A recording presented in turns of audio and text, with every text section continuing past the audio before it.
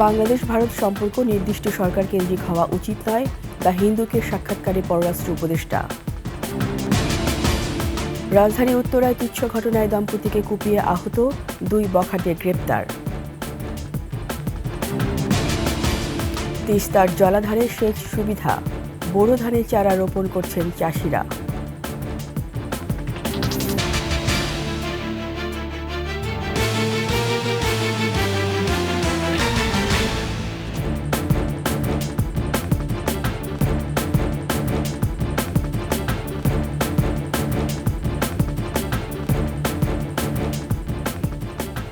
শুনছিলেন সংবাদ শিরোনাম। আমন্ত্রণ 21 সংবাদের সাথে আছি রীতা চৌধুরী। দর্শক, 21 টেলিভিশনের সংবাদ একই সাথে সরাসরি দেখতে পাবেন আমাদের ফেসবুক পেজ www.facebook.com/2124 অনলাইনে সাবস্ক্রাইব করতে পারেন www.youtube.com/@21ATV চ্যানেলে। বাংলাদেশের ছাত্র জনতা অভ্যুত্থান পরবর্তী বাস্তবতা মেনে নিয়ে সম্পর্ক এগিয়ে নিতে দিল্লির প্রতি আহ্বান জানিয়েছেন পররাষ্ট্র উপদেষ্টা তৌহিদ হোসেন। বাংলাদেশ ভারত সম্পর্ক নির্দিষ্ট সরকার কেন্দ্রিক হওয়া উচিত নয় বলেও মন্তব্য করেন। প্রত্যর্পণ চুক্তি অনুযায়ী শেখ হাসিনাকে ফেরত আনার জন্য বিচার প্রক্রিয়া শুরু হয়েছে বলেও জানান পররাষ্ট্র উপদেষ্টা। বলেন, এপ্রিলে বিমস্টেক সম্মেলনে দুদেশের সরকার প্রধানের বৈঠকের সম্ভাবনা রয়েছে। বিস্তারিত দুলি মল্লিকের ডেস্ক রিপোর্টে।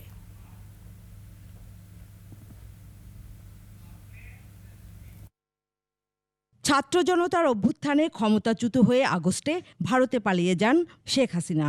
এরপর থেকেই বাংলাদেশ ও ভারতের সম্পর্কে টানাপোড়েন শুরু। তবে এই অনিশ্চয়তার সম্পর্ক চায় না বাংলাদেশ। সোমবার ওমানের মাস্কাটে 8ম ভারত মহাসাগরীয় সম্মেলনের ফাঁকে ভারতীয় সংবাদ মাধ্যম ইওনকে দেয়া সাক্ষাৎকারে পররাষ্ট্র উপদেষ্টা তৌহিদ হোসেন এমনটাই জানান। বলেন, ছাত্র জনতার অভ্যুত্থান পরবর্তী বাস্তবতা মেনে নেয় দুদেশের সম্পর্কের জন্য ইতিবাচক হবে। This is not done between friendly countries that you shoot civilians on the border. একই দিন ভারতীয় সংবাদ মাধ্যম দ্য হিন্দুকে দেয়া সাক্ষাৎকারে বাংলাদেশ ও ভারত সম্পর্ক নির্দিষ্ট সরকার কেন্দ্রিক হওয়া উচিত নয় বলেও মন্তব্য করেন তৌহিদ হোসেন। শেখ হাসিনাকে ফিরিয়ে আনার বিষয়ে কথা বলেন তিনি। জানান, আন্তর্জাতিক অপরাধ ট্রাইব্যুনালে শেখ হাসিনার বিরুদ্ধে মামলা রয়েছে, জারি করা হয়েছে গ্রেপ্তারি পরোয়ানাও। প্রত্যর্পণ চুক্তির আওতায় তাকে দেশে ফেরত আনতে শুরু হয়েছে বিচার প্রক্রিয়া। Even if they are committing any crime. Apart from that, এ সময় ভারতে থাকাকালে শেখ হাসিনা যাতে কোনো উত্তেজনা সৃষ্টিকারী ও মিথ্যা বক্তব্য না দেন সেজন্য বিধিনিষেধ আরোপের অনুরোধ জানান তৌহিদ হোসেন।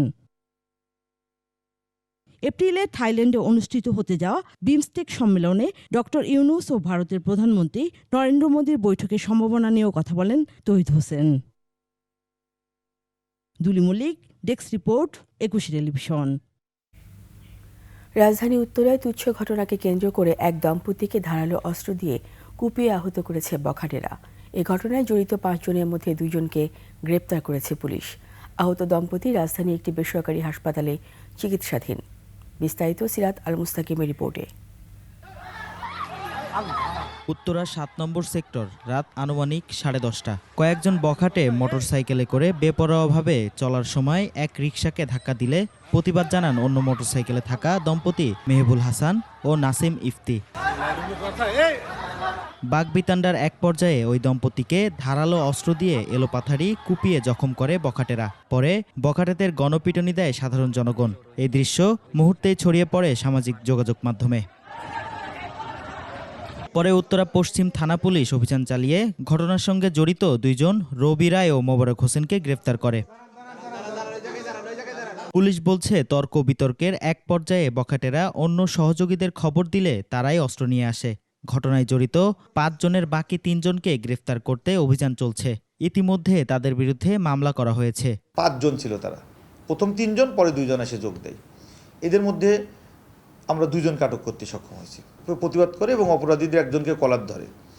মূলত সূত্র এটা নিয়েই তখন তাদের মধ্যে একজন ফোন করে তাদের সহপাঠীদের সংবাদ দেয়। সহপাঠী আরও 2 জন 2টা ধারালো দেশি অস্ত্র এনে এই ঝগড়াঝাটি অবস্থায় তাদের স্বামী স্ত্রীকে কোপ দেয়। এটা একদম একটা বিচ্ছিন্ন ঘটনা, কারণ এটা কোনো উদ্দেশ্যপ্রণীতভাবে এই অপরাধটা ঘটে নাই। আহত দম্পতি বর্তমানে রাজধানীর একটি বেসরকারি হাসপাতালে চিকিৎসাধীন। সিরাত আল মুস্তাকিম, 21 টেলিভিশন, ঢাকা। তিস্তার জলাধারে থাকা পানিতেই 55,000 হেক্টর জমিতে সেচ সুবিধা নিশ্চিত করতে চাচ্ছে পানি উন্নয়ন বোর্ড। ইতোমধ্যে তিস্তার কমান্ড এরিয়ার ছোট বড় সব খালে পানি ছাড়া হয়েছে। আনন্দে বোরো ধানের চারা রোপণ করছেন চাষিরা। নীলফামারী প্রতিনিধি তথ্যছবিতে ডেস্ক রিপোর্ট। পানিতে টইটুম্বুর, তিস্তার সেকেন্ডারি ও টার্সিয়ারি সহ ছোট বড় সব খাল। এই পানিতেই উত্তরের জেলা রংপুর, দিনাজপুর ও নীলফামারীর 12 উপজেলার 55,000 হেক্টর জমি পাবে সেচ সুবিধা। এরই মধ্যে রোপণ করা হচ্ছে বুড়োর চারা। ক্যানেলে পানি ছাড়ছে, এখন আমাদের কৃষকের খুব উপকার হবে। কেন এখন এই পানি দিয়ে আমরা সেচ গাঁথতে পারবো। এই তিস্তে আসাতে এই এলাকার পকড়ত পানি আছে, 1 নাম্বার কথা আছে, পকড়ত পানি আছে, লেয়ারটা উপরত পাইছি। আমরা শস্য আবাদ করতে পারি, আলুতেও দিতে পারি এবং সেচ আবাদ করতে পারি। পানি উন্নয়ন বোর্ড বলছে, চলতি মৌসুমে তিস্তার কমান্ড এলাকায় গত বছরের চেয়ে 10,000 হেক্টর বেশি জমি সেচ সুবিধা পাচ্ছে। ছোট বড় সব খাল পুনঃখনন ও সংস্কার হলে 1,04,000 হেক্টর জমিতে মিলবে এই সেচ সুবিধা। আশা করছি যে আমাদের নির্ধারিত লক্ষ্যমাত্রা 1,04,000 হেক্টর জমিতে সেচ সুবিধা প্রদান করা, সেটা আমরা অর্জন করতে পারবো। ব্যাপক প্রশংসনীয় একটা প্রকল্প। সব মিলিয়ে আমাদের 766 কিলোমিটার সেচ খাল রয়েছে। প্রাকৃতিক সার সমৃদ্ধ পানি হওয়ার কারণে যে আপনার কৃত্রিম সার যেটি কৃষকরা ব্যবহার করে থাকেন, সেটির ব্যবহার কিন্তু এখানে তুলনামূলক কম করতে হয়। এই পানির একটি অংশ আন্ডারগ্রাউন্ডে চলে যায় এবং কিছু অংশ ইভাপোরেশনের উপরে চলে যায়। আন্ডারগ্রাউন্ডে যে পানিটি যায় সেটি কিন্তু পরবর্তীতে আমরা আবার টিউবওয়েলের মাধ্যমে খাবার পানি হিসেবে ব্যবহার করি। এই প্রকল্প শুধু কৃষকের সেচ সুবিধাই দিচ্ছে না, উপরন্তু এই এলাকার প্রাকৃতিক ভারসাম্য রক্ষায় একটি গুরুত্বপূর্ণ ভূমিকা পালন করছে। চলতি মৌসুমে 55,000 হেক্টর জমিতে সেচ সুবিধা নিশ্চিত করা গেলে সরকারের সাশ্রয় হবে 8 থেকে 10 কোটি টাকার ডিজেল ও সার। সাশ্রয়ী এই জ্বালানি দিয়ে অতিরিক্ত 26,000 মেট্রিক টন ধান উৎপাদন সম্ভব বলেও জানান কর্মকর্তারা। সমর ইসলাম, ডেস্ক রিপোর্ট, 21 টেলিভিশন। পদ্মার বুক জুড়ে শুধু বালু আর বালু। অববাহিকায় কমেছে বৃষ্টির পরিমাণ, বেড়েছে তাপমাত্রা, বিপন্ন হচ্ছে পরিবেশ। ফারাক্কার প্রভাবে জৌলুস হারিয়ে অচেনা রূপে একসময়ের প্রমত্ত পদ্মা। নদীর আয়তন কমেছে প্রায় 50%, যেন মরুময় দেশের কোনো একটি অঞ্চল। হাসান আল মবিনের ক্যামেরায় রাজশাহী বিভাগের প্রতিনিধি বদরুল হাসান লিটনের তথ্যে ডেস্ক রিপোর্ট। পদ্মার অববাহিকায় গড়ে উঠেছে এই অঞ্চলের সভ্যতা ও সংস্কৃতি। বৃহত্তর রাজশাহী অঞ্চলের মানুষের জীবন জীবিকারও অন্যতম উপলক্ষ্য ছিল এই নদী। যৌবন হারিয়ে পদ্মা এখন ধুধু বালুচর। 4-5 দশক আগেও কয়েক কিলোমিটার দূর থেকে শোনা যেত খরস্রোতা প্রমত্তা পদ্মার গর্জন। ফারাক্কা বাঁধের প্রভাবে পানি প্রবাহ কমে আয়তন অর্ধেকে নেমেছে, কমেছে গভীরতাও। বিলুপ্তির পথে অনেক দেশীয় প্রজাতির মাছ। চর এখন আর দিন দিন বেড়ে আসছে, মানে বড় হইতেই আছে চর। যখন বন্যা কমে যায় তখন আপনার এই চর মরুভূমি হয়ে যায়। পানি নাই কারণে আমাদের মাছও নাই নদী। জলজ প্রাণী, জলজ উদ্ভিদ এসব হতো স্বাভাবিকভাবে, সেগুলো বিলুপ্ত হচ্ছে। গ্যাঞ্জেস ডলফিন আর নাই, আমরা ডলফিন দেখি না। আরও প্রায় 7-8 রকম মাছ, এই মাছগুলো আমরা এখন আর দেখি না। পানি প্রবাহ নিজেদের নিয়ন্ত্রণে নিতে প্রতিবেশী ভারত পদ্মার 18 কিলোমিটার উজানে ফারাক্কা বাঁধ চালু করে 1975 সালের 21 এপ্রিল। এই বাঁধ দিয়ে ভারত পশ্চিমবঙ্গের ভাগীরথী ও হুগলি নদীতে পানি প্রত্যাহার শুরু করে। আগামী বছর কিন্তু ফারাক্কা চুক্তি মেয়াদ শেষ। ফারাক্কা যেটা আসলে আমরা পানি পাওয়ার কথা, সে পানিটা ড্রেনেজ হয়ে সাগরে চলে যাচ্ছে। পদ্মায় প্রবাহ কমার কারণে বরেন্দ্র অঞ্চলে নেমে গেছে মাটির নিচে পানির স্তর। বর্তমানে রাজশাহী অঞ্চলে মাটির নিচে পানির স্তর 125 ফুট নিচে। গবেষকরা বলছেন 1984 সালের তুলনায় নদীর আয়তন কমেছে প্রায় 50%, গভীরতা কমেছে 17.8% আর প্রবাহ কমেছে 26.2%। এই চরগুলা সৃষ্টি হওয়ার কারণে নদীর অববাহিকা আপনার সংকুচিত হয়ে যাচ্ছে। নদীর প্রবাহর জন্য প্রপার স্পেস বা রাইট অফ ওয়ে পাচ্ছে না।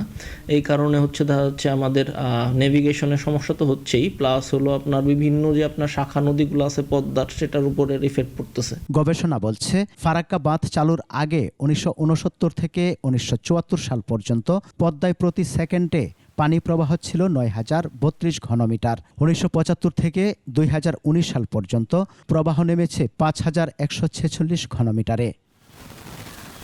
এখনই যথাযথ পদক্ষেপ না নিলে হয়তো আরও রুগ্ন হয়ে যেতে পারে পদ্মা।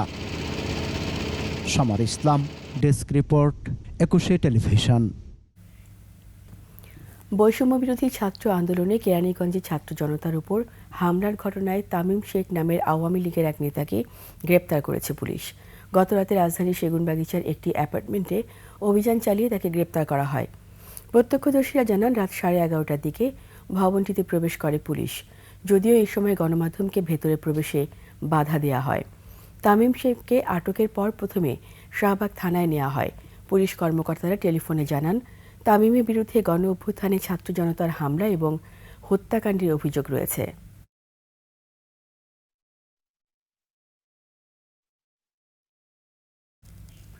ভোলায় আওয়ামী লীগের হরতাল কর্মসূচিতে নাশকতা করার পরিকল্পনার অভিযোগে ভোলা জেলা আওয়ামী লীগের সহসভাপতি সহ 2 জনকে আটক করেছে যৌথ বাহিনী। ভোলার কালীবাড়ি এলাকা থেকে তাদের আটক করা হয়। রাতে অপারেশন ডেভিল হান্ট চালায় নৌবাহিনী, কোস্টগার্ড, পুলিশ ও র্যাব। এ সময় জেলা আওয়ামী লীগের সহসভাপতি দোস্ত মাহমুদ এবং শিল্প ও বাণিজ্য বিষয়ক সম্পাদক হেলাল উদ্দিনকে আটক করা হয়। পুলিশ জানায়, কেন্দ্রীয় কর্মসূচির অংশ হিসেবে তারা ভোলায় হরতাল ও নাশকতার পরিকল্পনা করছিল।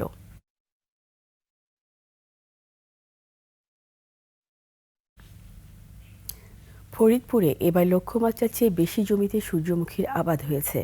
কম খরচে লাভবান হওয়ায় আগ্রহী হচ্ছেন কৃষকরা। আবাদ বাড়াতে বীজের যোগান দিচ্ছে বিএডিসি।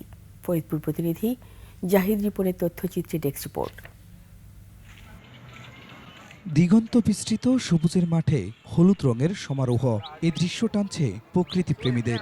দল বেঁধে আসছেন সূর্যমুখীর মাঠে। ফুল দেখতে ভালো লাগে, ফুল সবারই ভালো লাগে। টিভি শোতে দেখতে পাচ্ছি যে ফরিদপুরে সূর্যমুখী বাগানে শুটিং করতে আসছে। আমরা মাঝে মধ্যেই আসি, এখানে আড্ডা দিই। আমরা চর প্রদর্শন থেকে আসছি, আর এখানে মোটামুটি ভালো লাগতেছে। অনেক সুন্দর পরিবেশ, অনেক সুন্দর লাগছে। বন্ধু বান্ধব মিলে আসছি, ছবি তুলছি। তবে পর্যটক টানা নয়, কোলেস্টেরল মুক্ত সূর্যমুখী তেলের চাহিদা বাড়ায় বাড়ছে আবাদ। বীজ বিতরণ সহ চাষে উদ্বুদ্ধ করছে কৃষি উন্নয়ন কর্পোরেশন। এটা দিন দিন কৃষকদের মাঝে জনপ্রিয় হচ্ছে এবং আশা করি যে আগামীতে এটার আরো ব্যাপক সম্প্রসারণের সুযোগ আছে। বিশেষ করে আমাদের চর এলাকা এগুলোতে সূর্যমুখী ব্যাপক চাষের সম্ভাবনা আছে। জেলার 6 হেক্টর জমিতে সূর্যমুখী চাষের লক্ষ্যমাত্রা ধরেছিল কৃষি বিভাগ, তবে তা ছাড়িয়ে আবাদ হয়েছে 10 হেক্টরে। সূর্যমুখীর আবাদ আরো চান কৃষকরা। এটা একটা দর্শনার্থী হয়ে গেছে, এখানে মানুষ আসে, আনন্দ ফুর্তি করে, আবার চলে যায়। বীজের চাহিদা পূরণে 6 একর জমিতে সূর্যমুখী চাষ করেছে BADC. Khurshid Alam, desk report, 21 television. বিপিএলে গত 10 আসরের চেয়ে এবারে সবচেয়ে বেশি টিকিট বিক্রি হয়েছে বলে জানিয়েছেন বিসিবি সভাপতি ফারুক আহমেদ। বিপিএলে এই রেকর্ড আয়ের টাকা ফ্র্যাঞ্চাইজিদের দেয়ার ঘোষণা দিয়েছেন তিনি। বিস্তারিত জানাচ্ছেন মাহফুজ মুকুল। বিপিএলের 11তম আসরে শুরুতেই টিকিট কাণ্ডে বিব্রত হয় বিসিবি। টিকিট বিক্রির প্রথম অনলাইন প্রথা চালু করে এলোমেলো ছিল শুরুটায়। তবে এই টিকিট বিক্রিতেই সর্বকালের রেকর্ড ছাড়িয়েছে বিসিবি।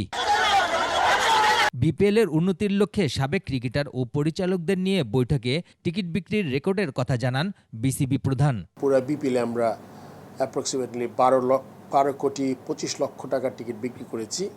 গত 10 এডিশনে যেই টিকিট বিক্রি করেছে আপনার 15 কোটি টাকার মতো, সেটা বিবেচনা করলে আমরা 1 বছরই এটার কাছাকাছি চলে গেছি। এবারের বিপিএলে ইতিবাচক দিক থাকলেও বেশ কিছু সীমাবদ্ধতাও ছিল বলে স্বীকার করেছেন বিসিবি সভাপতি। টিকিটের এই আয় থেকে ফ্র্যাঞ্চাইজিদের সহযোগিতার আশ্বাস দেন তিনি। সব ফ্র্যাঞ্চাইজির জন্য সুখবর, আমরা কিছুটা, যদিও রেভিনিউ শেয়ারিং বলতে সব ক্ষেত্রেই বোঝায়, অন্যগুলো এখন আমরা ওরকম করে করতে পারি না, তবে শিওরলি আমরা আমাদের এই টিকিট বিক্রির যেই আর্নিংস হয়েছে এখান থেকে আমরা একটা ভালো পোর্শন 7 ফ্র্যাঞ্চাইজিকে দেওয়ার চেষ্টা করব। মানসম্পন্ন বিদেশি খেলোয়াড় পেতে বিপিএলের সময় পরিবর্তনের কথাও জানান তিনি। ওসব টুর্নামেন্ট যাতে আমরা থেকে একটু অন্যরকম করে করতে পারি, সোতে আমরা বেশি কোয়ালিটি ফরেন প্লেয়ার পাই। মাহফুজ মুকুল, 21 টেলিভিশন। শেষ করছি 21 সংবাদ।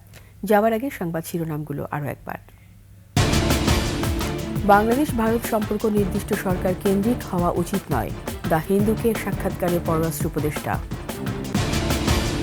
রাজধানী উত্তরায় তুচ্ছ ঘটনায় দম্পতিকে কুপিয়ে আহত, 2 বখাটে গ্রেপ্তার। তিস্তার জলাধারে সেচ সুবিধা, বোরো ধানের চারা রোপণ করছেন চাষিরা।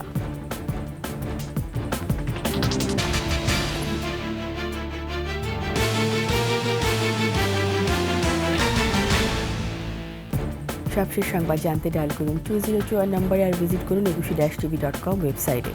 ফেসবুকে ভিজিট করতে পারেন www.facebook.com/eকুশে24 অনলাইন। সাবস্ক্রাইব করতে পারেন www.youtube.com/@eকুশে চ্যানেলে।